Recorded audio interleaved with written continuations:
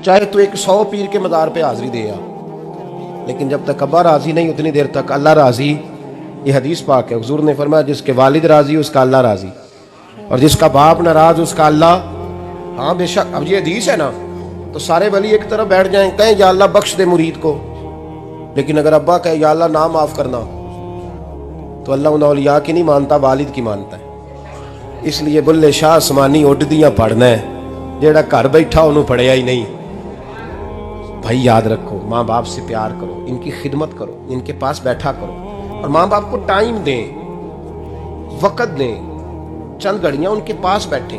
آپ یقین کریں ابا جی سے آپ مشورہ کر لیں، صرف مشورہ، مرضی بے شک اپنی کریں، لیکن اس مشورے میں آپ کو اتنا سایہ ملے گا کہ زندگی میں کبھی ناکامی نہیں ہوگی۔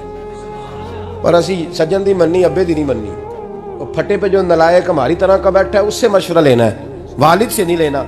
باپ کے پاس بیٹھیں، اس سے مشورہ لیں۔